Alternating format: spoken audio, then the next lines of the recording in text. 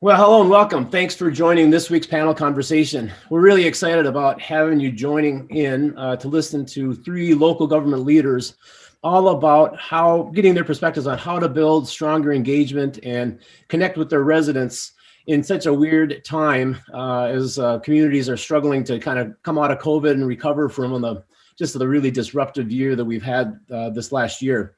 We're going to be talking about approaches that these government leaders have taken in their communities to engage with their residents and what they're planning on doing in terms of trying to assess needs and priorities as they start to move into this kind of new stage where they're going to have the benefit of proceeds under the American Rescue Plan. The idea behind these conversations is really just to gather ideas and perspectives, things that are working, things that are helping communities to succeed, and then we want to share these ideas with you. Our idea really is that you pick up a new perspective, a new idea, something that you can use in your communities, or if you're not in local government, I think you can benefit from, and just understanding what local governments are doing to try to advance community objectives and community goals. This is kind of the way that the hour is going to go. I'll go ahead and introduce the panelists, and then we'll kick into the questions after I introduce the topic a little bit. And then we'll just kind of wrap up. We'll give an opportunity for the panelists to ask each other questions when the questions are finished. But the process goes pretty smooth, and I hope that you'll enjoy the conversation that we're getting into.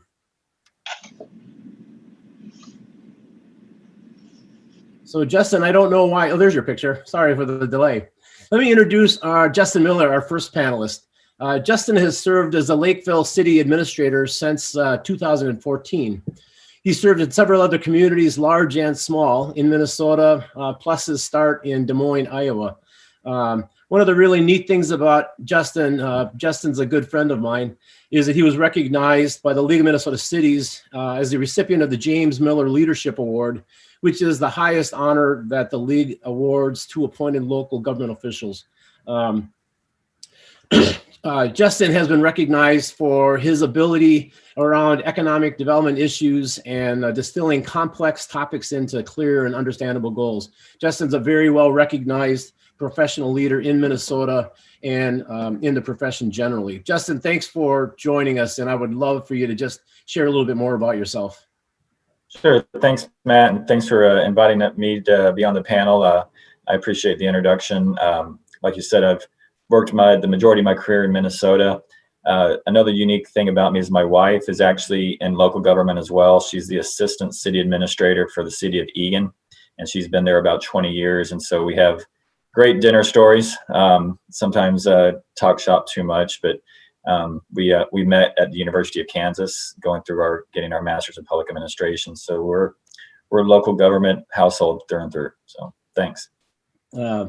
Yeah, those dinner conversations must be really intriguing at times. Yeah, the kids love it. I'm sure they do. Thanks, Justin. I really appreciate you being here. Our second panelist is Ed Shikada, who is the city manager in Palo Alto, California. He was appointed in 2018, but had been with the community for several years prior to that time in the assistant city manager capacity, as well as being the general manager for the utilities department. Ed has also served as a city manager in San Jose. You know, throughout Ed's career, he's been involved with just some really significant projects around sustainability and creating public and private partnerships, and really just helping his communities adapt to the changing dynamics that all of our communities have been facing. Ed is on the ICMA executive board and has been active with ICMA throughout his career, and also spends a little bit of time working with the Boy Scouts of America. Ed, thank you for being here, and can you share a little bit more about yourself? Sure, and thanks for that intro, Matt. Maybe just to pick up on Justin's thread of family connections here, I'll say you mentioned my involvement with BSA. My kids are a little older now, out of the house and actually still in college. But as such, they are quite happy to no longer have to attend city council meetings, which was part of their upbringing. And so they, I think, are getting as far away from government as they could. But you know, it sort of swings in as the pendulum goes. Thanks. Yeah, that's great. Thanks, Ed. I really appreciate you being here. And I'm happy to introduce our third panelist. Victor Cardenas is with the city of Novi and is their assistant city manager. He's been around there for, over a little bit over a decade. Novi has been recognized and is recognized just simply for its strong management and the quality of life. And Victor's role has been really instrumental in that and kind of coordinating day-to-day activities among all of the city departments and the delivery of services that has helped to give Novi their strong reputation. Over the years of his career, he's instituted a citizen relationship software, which he might even talk about a little bit today, really focused on the efficiency of work orders and service requests and overall workflow management. And I'm kind of intrigued, Victor, with the work that you did on digitizing your capital improvement program. We have this unique opportunity for having two members of the ICMA executive board with us, and Victor joined the board this last year. So I'm happy about that. And Victor also is very involved with the Michigan Municipal Executives and has been been involved with so many other organizations and committees, and is also on the trustee board for Grand Valley State University. So Victor, thank you for being here, and would love for you to just share a little bit more. Yeah, no, thanks for having me. A good group of panelists we have here for sure. I'm in my first year of the ICMA board, and even with my university board experience, this last year under the pandemic has been definitely something different, as I haven't gotten to meet all my ICMA colleagues, the board colleagues yet. So looking forward to all of us being vaccinated and being able to see each other and meet each other in the near future to get to know these colleagues that we've been spending hours and hours on end on Zoom calls and actually get to see them in person. So looking forward to our time together today, and yeah, thanks a lot. Yeah, thanks. I'm hoping that we can all get out to Portland. I think the plan right now is for it to be a little bit of a hybrid approach. But if only we knew somebody on the executive board that could help drive that decision. Anyways, thanks guys for being here. The topic of the conversation is the value of community engagement under the American Rescue Plan Act. We all understand what we've been enduring over the past year and how disruptive that the environment has been. And, it honestly has impacted every aspect of community and daily life, shaken our economies and our tax bases, challenged public safety priorities, resulted in shifts in the needs and priorities of residents, all who are invested in so many different ways in our community. So as you have continued to meet the service needs of your community, and trying to keep all of the new and reinvestment going on in the community, the methods that you've used and implemented over the course of the last year to try to engage your residents and to make sure that they still feel part of the community and that decision-making process has had to be adapted and evolved. And overall, I think local government has fared pretty well in that regard. So now as the vaccinations take hold and things start to return to normalcy and the resources come in through the ARPA program, how are you planning on engaging with your residents to make sure that you're getting their input on understanding what the needs of the community are in moving forward? So what's the challenge? Through my 30 years of being a city manager, I have never found engagement to be easy. We know, for an example, that 80% of US adults have never actually attended a city council meeting. So it's been really kind of rewarding this last year to see how communities have creatively engaged with their residents during the pandemic in kind of a virtual way and finding meaningful ways to get their input when you can't actually be together in the same room. POCO has a research arm, National Research Center, and National Research Center has been around for 25 years doing community performance studies.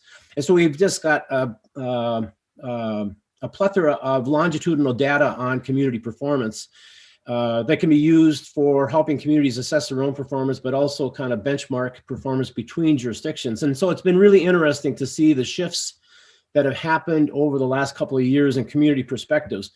For instance, I think that one of the things we should be all proud of is that local government relative to the other levels of government have really increased in terms of the level of satisfaction that residents have had and how they've handled the pandemic. And if you think about it, I think local government has really stepped up to the plate on making those connections and helping people with their daily lives.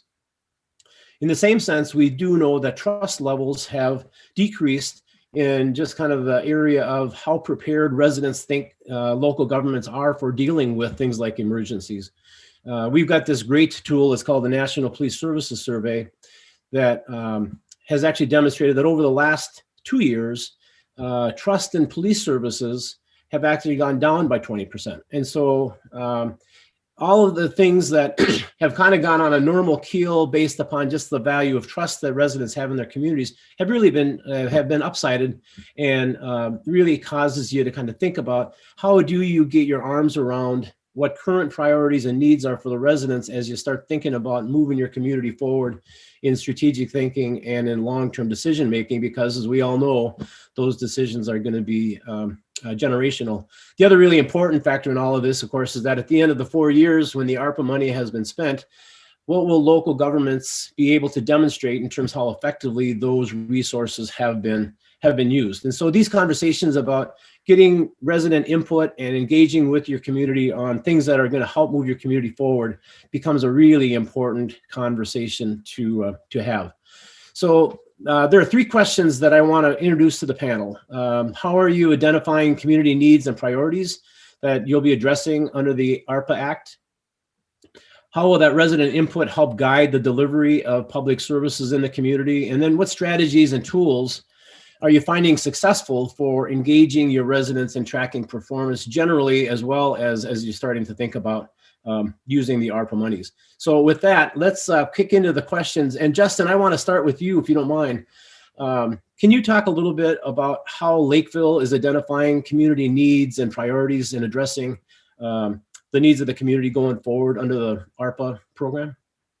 Yes, it's a really good question, Matt. And I think, one of the challenges that we discussed even just this week is that there's still a lot of ambiguity in terms of what the funds are going to be allowed to be used on. We're hopeful, and we've been told that the Department of Treasury and the feds are going to be providing some more guidance yet here pretty soon. But we know that if we use the CARES funds as an example, that was a quicksand of under our feet in terms of the ways that money could be used. It was changing all the time. And then now you throw into the fact that, like you said, we have multiple years are going to be able to spend this money. And I imagine that guidance is going to change over multiple years as well. And so that's going to be a big challenge for us. In Lakeville, I would say we have been very fortunate in that our business community and our residential market has flourished.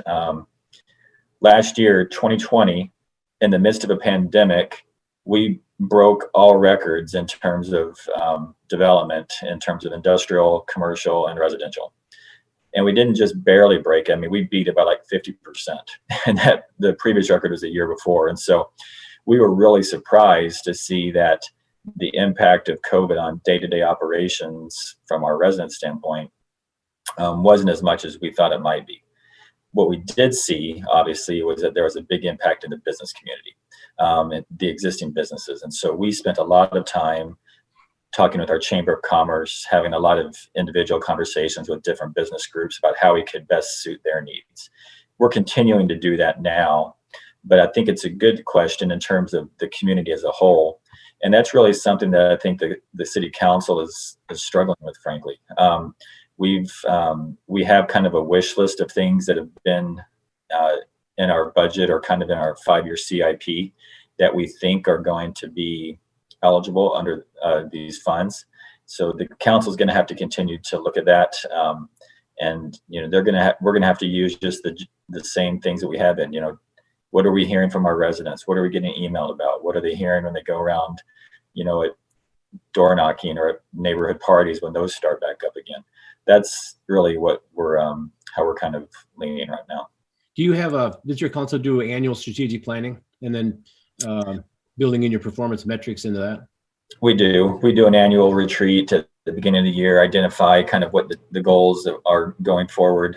We have a strategic plan called Envision Lakeville that we measure everything against. And we have a dashboard on our website that tracks the progress of those, and everything that we do, we try to pin against one of the strategic priorities in that.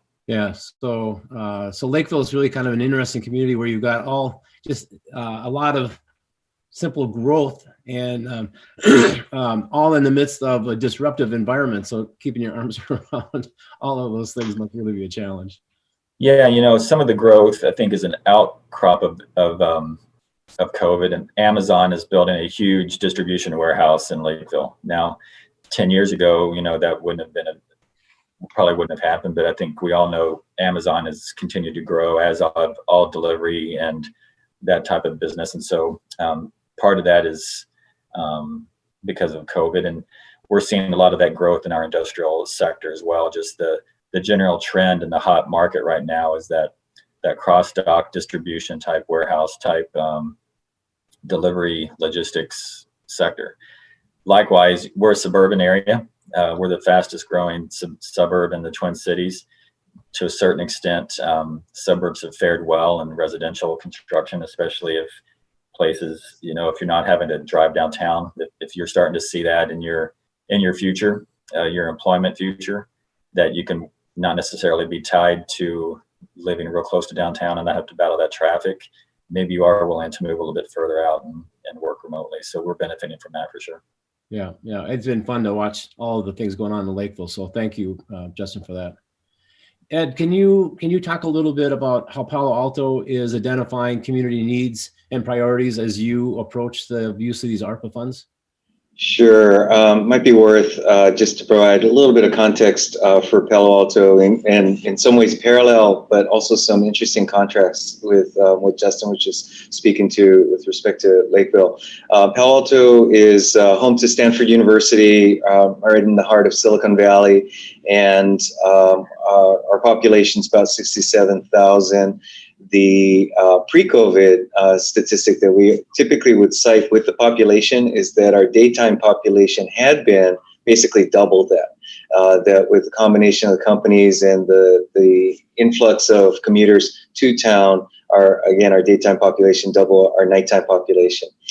That's obviously changed, and it hasn't gone back to pre-COVID conditions. It will take some time for that to occur, and as it affects our revenues in California, we by virtue of restrictions on property taxes, rely on a range of revenue sources. And in particular, in Palo Alto, we were blessed pre-COVID and perhaps cursed during COVID with much of our revenue coming from sales tax and hotel tax. And hotel tax has disappeared and sales tax was significantly reduced. And so as a result, much of our discussion on ARPA has been basically restoring funding to get us back to a road to recovery. And as it happens, we're just kicking off our budget season and public discussions of the upcoming fiscal year budget. And that will largely be a focus on to what extent can we use the federal funds as something of a shot in the arm to sustain us over what still could be a multi-year recovery of those revenue sources. And so as such, that'll be a discussion, again, with the community, ultimately with the city council. During COVID, we established a multi-point, multi-dimensional recovery strategy that involves assisting businesses coming back up, also obviously just getting through the pandemic itself, with our high resident population focusing on, in particular, wellness and what that will look like in recovery phase, and affordable housing, which has been an ongoing issue in Silicon Valley and California in general. So, those basic pillars will likely continue to be central, along with a number of associated strategies. But that those have been the general themes for our discussion during COVID, and will likely be the same as we go through our prioritization for the upcoming budget. Now, that said, part of the COVID silver lining, as they say, has been the change in engagement, and in many ways the increase in direct citizen engagement in decision-making through our council meetings, which, as many cities are on Zoom, and have brought in a different level of engagement and eliminated some barriers to that engagement for many people who couldn't spare the time to sit in a council chambers for hours on end in order to get the opportunity to speak. So, and I think that we're seeing extremely high level of engagement, and I can talk a little bit about that more later. But that those have all been inputs to how we're going to be making our decisions on the use of federal funds. That's great. Are you still meeting virtually at the council level? Are you? Yes, we still are. In California, we have what we call the Brown Act, which previously was establishing requirements for open meetings and posting of agendas and the manner in which public meetings are held. Those were suspended by governor's executive order. And so the legislature is currently kicking around what will the future rules be in the post-COVID environment. So the multiple perspectives on it, and it'll be interesting to see it all play out as to what it will be. But some form of online meeting we expect is going to be here to stay. Yeah, and just sort of and quickly, did during the pandemic, did your economy lose a lot of the smaller businesses? Were those really significantly impacted just based on the way that your economy is structured? Yes, we have, and at the same time, even now, it's still something of unclear as to how significant the impact has been because of state and federal assistance and eviction moratoria and the like. That we're probably going to see more of that impact really over the course of the next year as businesses are trying to see if they can actually make it out or not. Yeah. Okay. Thanks, Ed. Victor, can you talk about what Novi is doing for identifying community needs and priorities as you approach this American Rescue Plan period? Yeah, it's similar to what Ed and Justin kind of mentioned previously. We are also waiting for guidance from the Treasury Department regarding the use of these dollars. We are, set to get around $6 million, which may seem like a significant amount, but at the same time, it's not compared to other communities, not only Michigan but in the nation. So we're similar to Palo Alto. We're now with the new census coming out, we'll be over 60,000 residents. We're positionally well between a lot of different freeways, so that has definitely been an impact in terms of the travelers we've seen around our community. A lot of hotels, we have one of the largest malls in the state. We have one of the largest privately held and operated convention centers. So a lot of our impact and our economy has been impacted by COVID and the restrictions and lockdowns that have taken place. So our city council has tasked us with looking at supporting and increasing our outreach services to the most affected residents, our senior population. So we're looking at how to utilize those dollars that are coming from the feds in terms of making sure those individuals, the handicapped individuals or older adults that are being given the services they need, that they re-engage and re-enter the society with hopefully lockdown restrictions being lifted. So we're being very proactive in that, seeing how we can possibly offer more transit services, but also just trying to engage them as much as possible. Also looking at maybe creating some non-motorized, kind of almost like senior playgrounds for our older adult populations throughout the community. So as they traverse and walk around the community more, that they can utilize those different features around the city and different areas of the community. So, but we're still being cautiously optimistic in terms of how this will affect our businesses and our bottom line and our tax dollars. So I think a lot of the until those guidelines are put out by the Treasury, we're going to kind of sit back and seeing how we can utilize those dollars to maybe plug holes in our money from the sales tax if that does happen. Victor, Novi's got such a vibrant business community. Is there any specific way that you're going to be approaching that group, or have you given any thought to how to get their perspectives on what their needs and priorities are as they kind of work in conjunction with you on recovery? Yeah, I think that's definitely going to be a component. And again, that goes back to whatever the guidelines say. But yeah, we have a huge North American headquarter kind of predominance in our office buildings here in the city. So we'll see what that looks like. We have a huge Magna headquarters that actually just was sold by the landlord to another owner, but the sale was over and above what we thought it was going to be. So we think that people are still going to come back to the offices. So Similar to what Ed was talking about in terms of small businesses, we're definitely going to be keen on that and supporting, especially our hotel and our restaurant businesses alike, to see how we can support them as they come out of this, and hopefully their business picks up again. But obviously, a lot of our residents and our employers have been able to navigate these tough waters working virtually, but those hotels and those restaurants are the ones that have been hit the most. So we haven't seen a lot of closures just yet. We've seen a few here and there, but hopefully to help support them and use some of those dollars and once those guidelines are in place, to see how we can support them to make sure they're successful when we come out of this. That's great. Yeah, thank you. Ed, let's switch on to the second question. Can you talk about how resident input helps guide the delivery of public services in Palo Alto? Take care of that mute button there. Sure.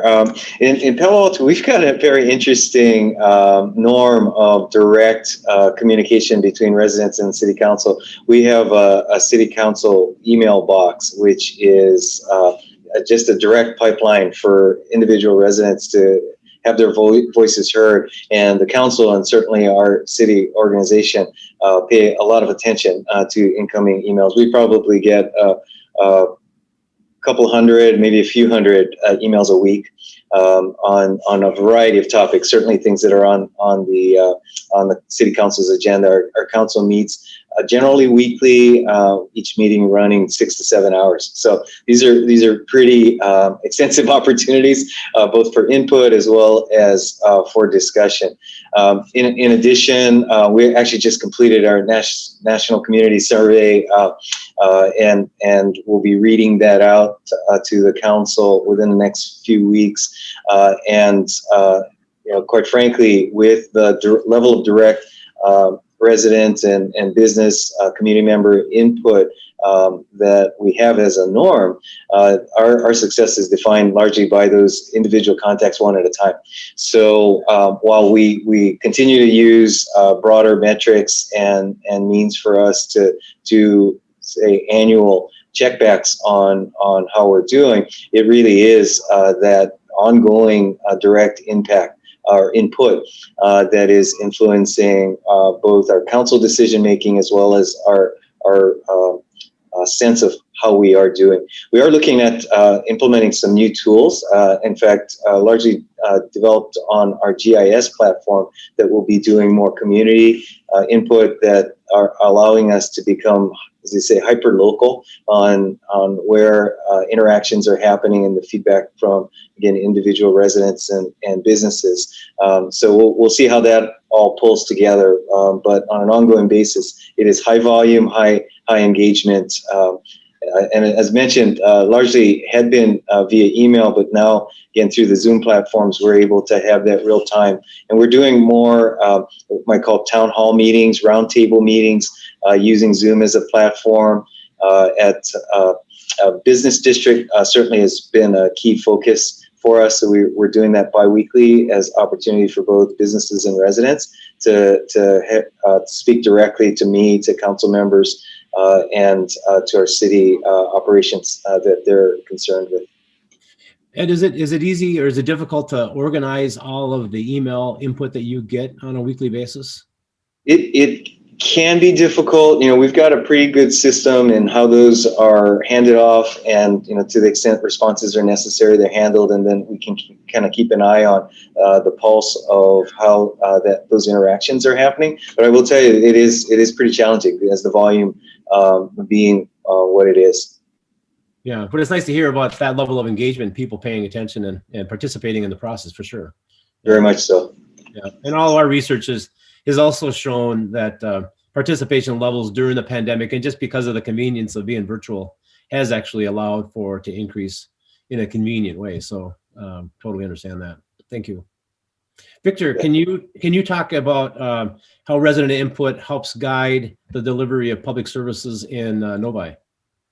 Yeah, it's immense. I mean, we definitely use all the interactions we receive via email, in person, a lot of social media interaction, and we just utilize all of that in terms of helping craft and tailor our delivery of service to the residents. So where parks go, neighborhoods, how they're designed, traffic flows,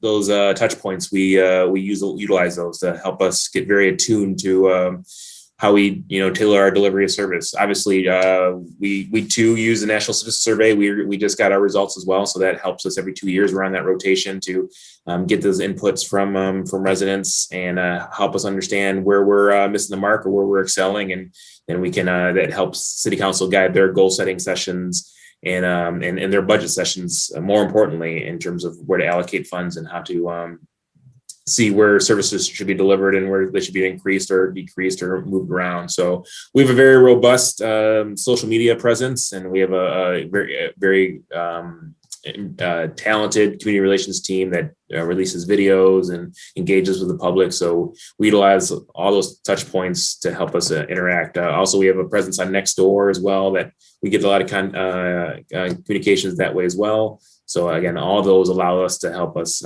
identify where we need to do better and get those services to our residents. Richard, what have you found to be successful in getting resident input at council meetings?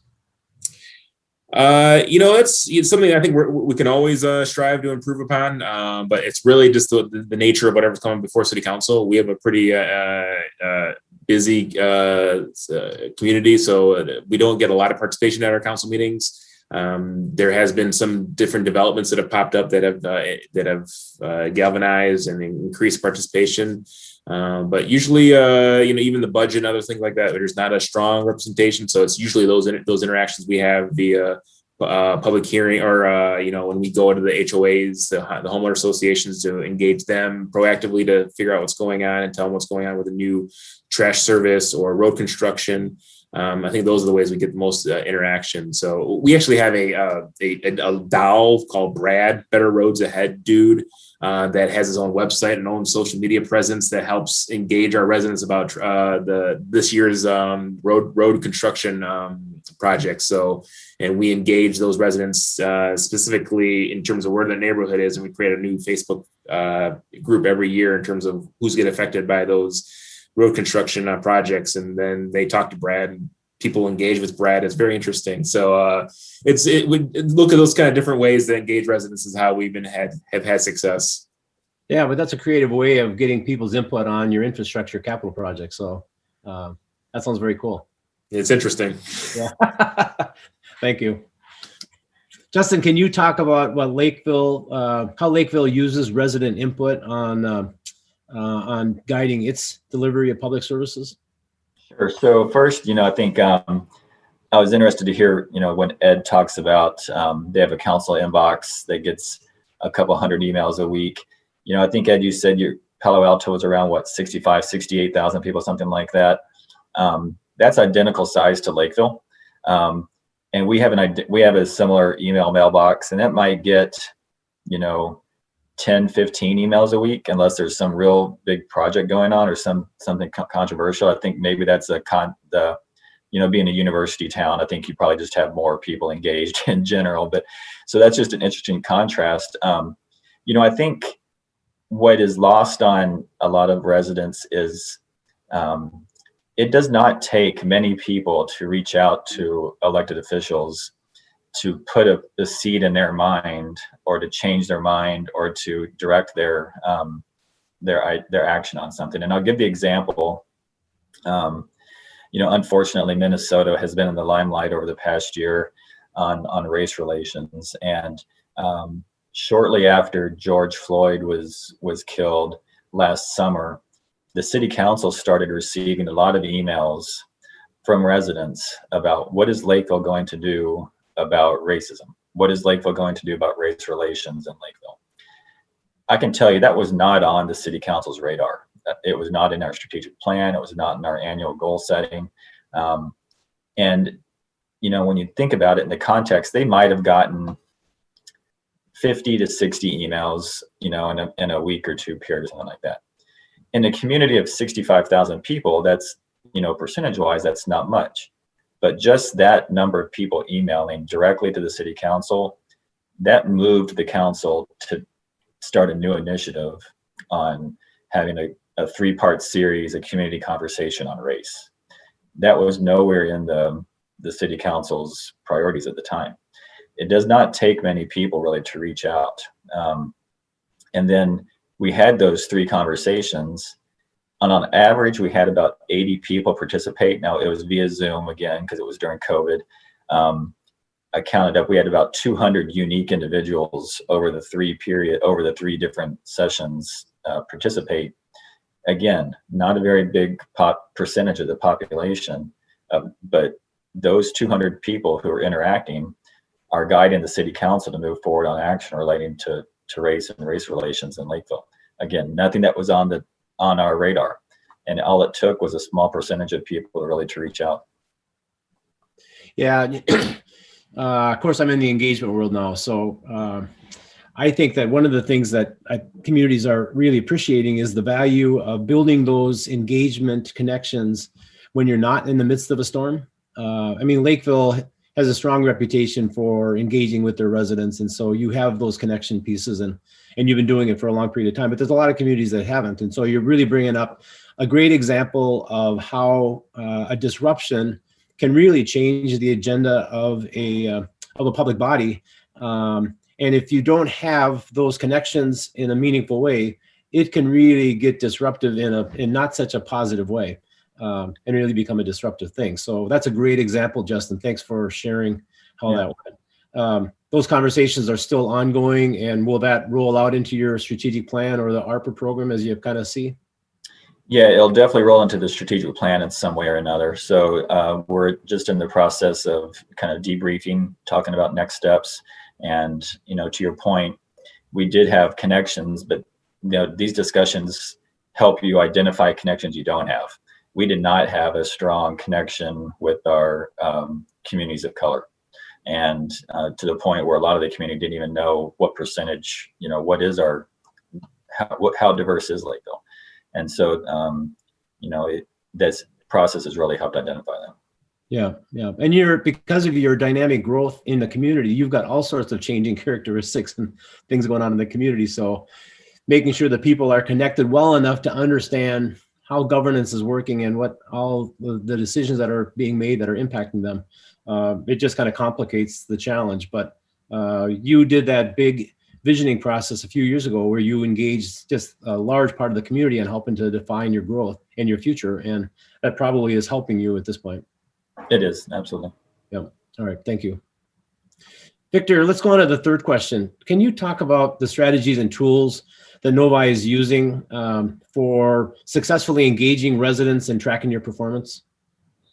Yeah, we have a pretty robust citizen relationship management system.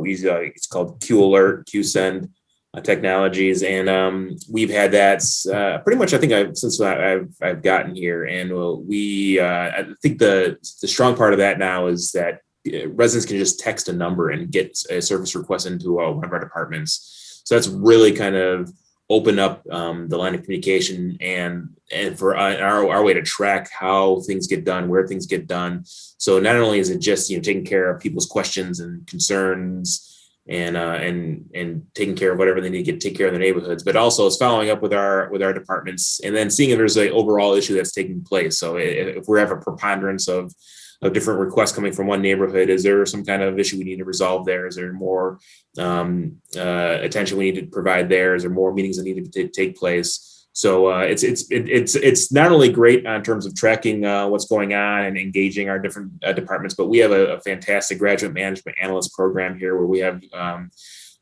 grad students from public administration programs that usually take that bull by the horn and they get to learn what's going on in the respective departments, and then that trains them on and gets, once they graduate, they can get a full-time job somewhere else. So it's a real kind of, it helps us all the way around in terms of engaging our residents, making sure that we know it's a streamlined process, so we don't have one resident contacting 3 different departments and getting 3 different people working on one subject. It's one centralized repository for questions and concerns and requests. But we also have a great succession program for our graduate students that are coming up and coming in the profession to get them engaged and learning how things get done and get them the knowledge they need to get a job in the future. So it's been really, really exciting and been really fruitful for us. Yeah, that's really an innovative program. I wish more communities realize the value that that can provide to them, because it's a win-win. Community wins, students win. So congratulations on having that program. I'm assuming that with your strategic plans, you've got a pretty solid performance metric program that's tracking your performance, and that will probably be something that you'll rely on through the ARPA program.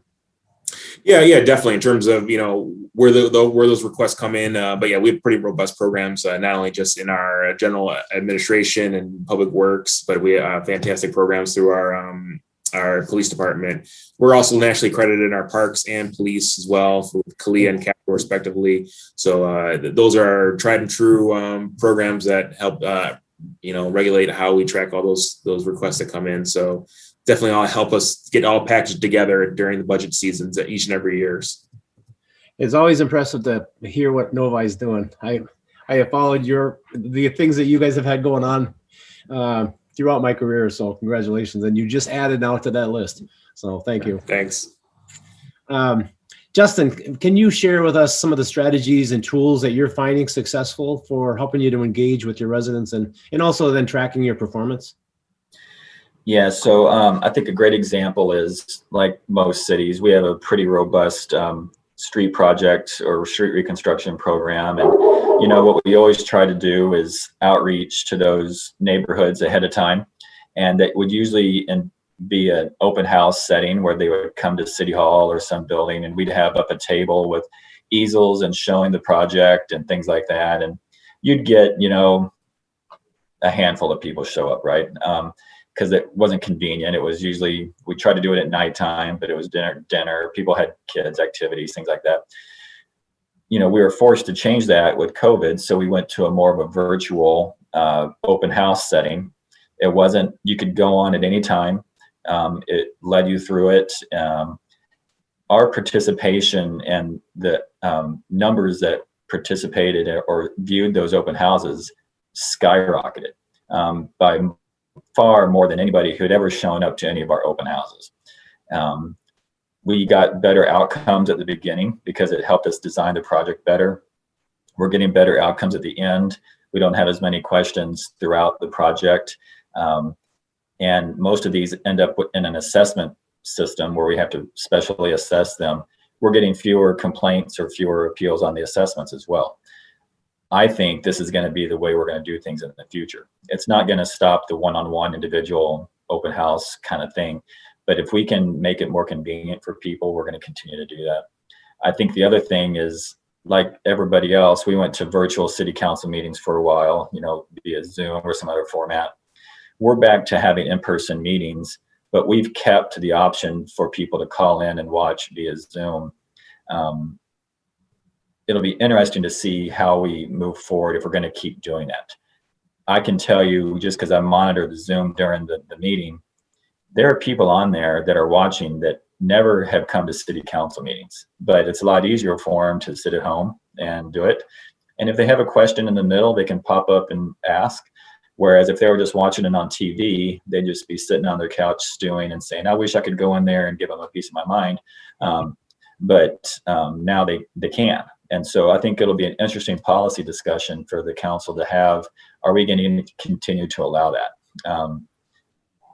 So we'll have to see. But yeah. Yeah. Oh, that's really interesting. I mean, it's consistent with what we've been hearing about the virtual aspects and the benefits of being virtual. But that's very interesting, especially that connection and the impact on complaining about special assessments. You now have a context for the issue and maybe a better appreciation for what the issues are really about, and a better understanding of the value that the community is bringing to the public. So very interesting. Justin, do you have talk a little bit about your performance measurement program and how you'll be using that for helping you to go through the ARPA program? Yeah, so our Envision Lakeville, our strategic plan document, is broken up into 5-year chunks. And so we had projects that were identified as the 1 to 5 year period. Then actually it goes from 6 to 15 and then 15 to 25. So we're actually in the middle section of that now. Some of them are more tangible, where we identified a specific number that we wanted to get to or a specific outcome. some of them are a little bit more philosophical. We want to have a welcoming community or a safe community.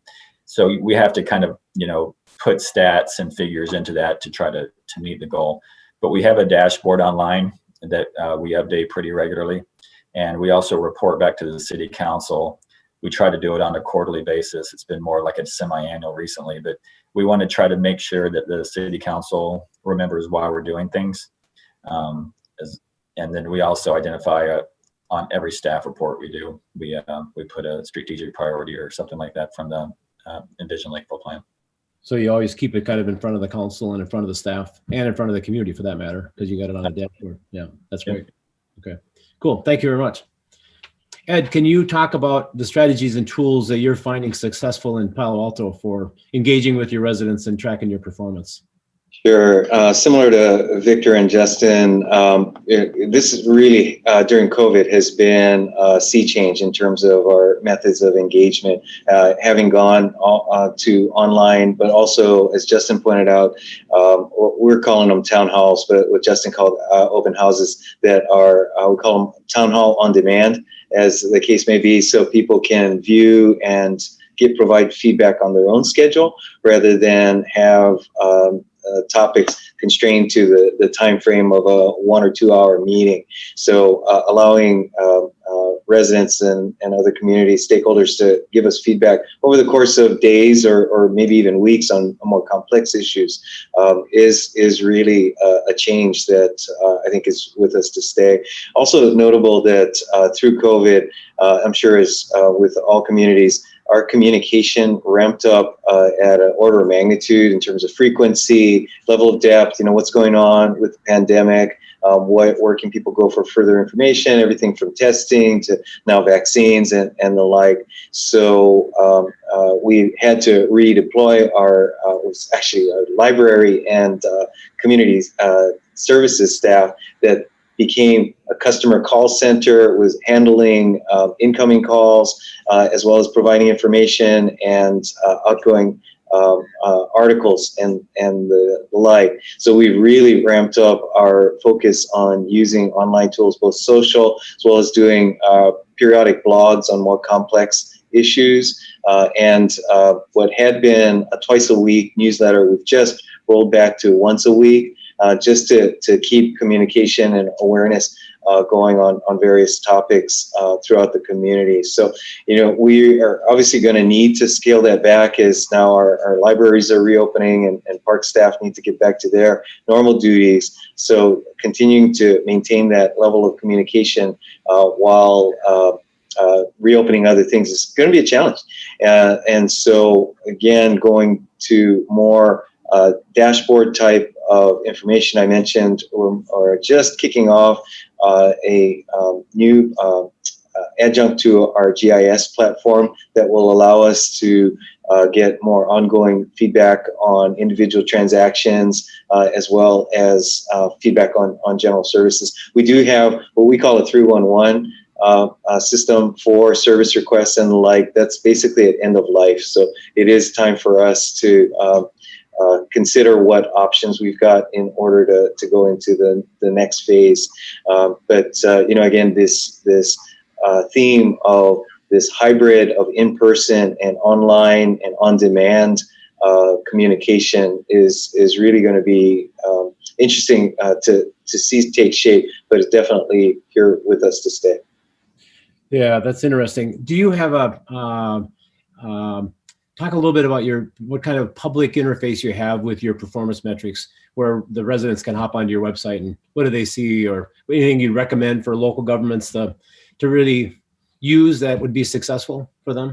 Yeah, well, to be honest, our dashboards and performance metric system has been fairly static. So it's largely focused on both our annual budget as well as monthly or quarterly updates and report outs. So that will likely continue in the near term, but I really do expect that we're going to be revisiting many of what we're tracking and how we're reporting it.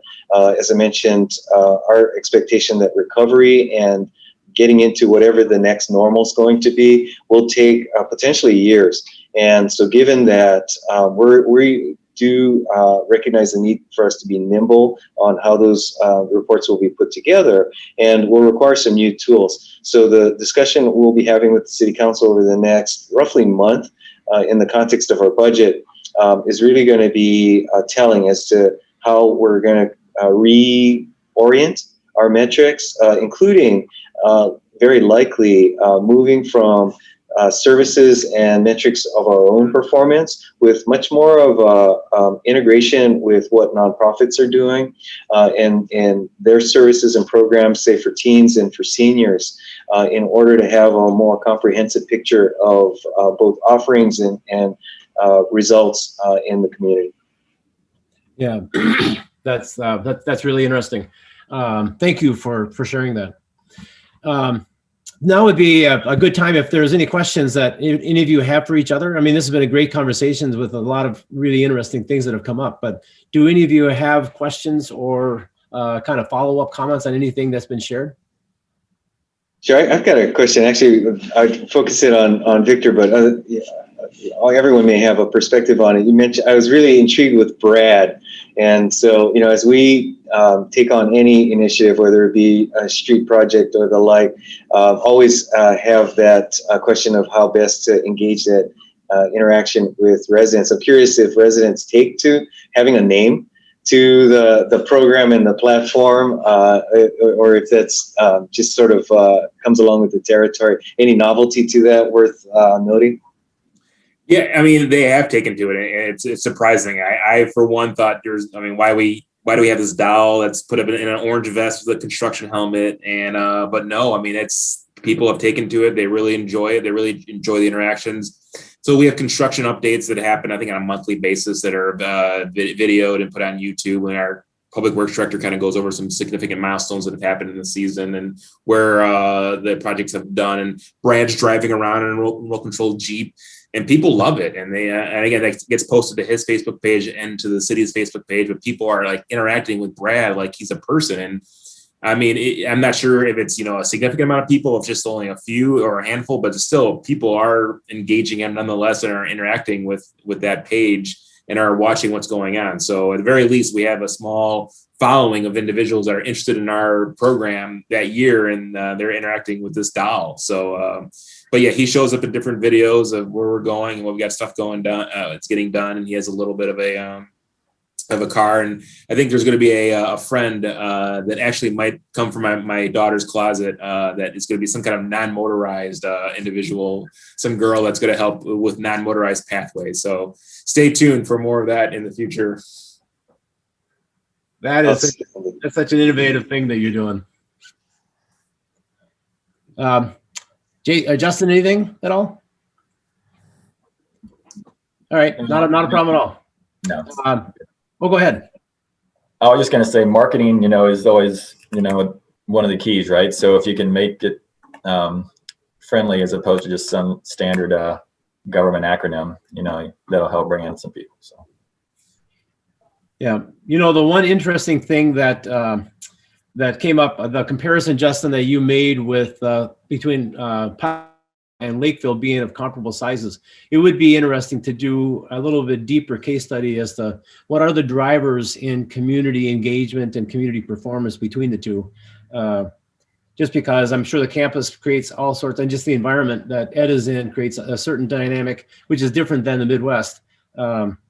But it's a great example how communities do deliver the same types of services, but they have a different level of engagement. So it's kind of a really intriguing thing.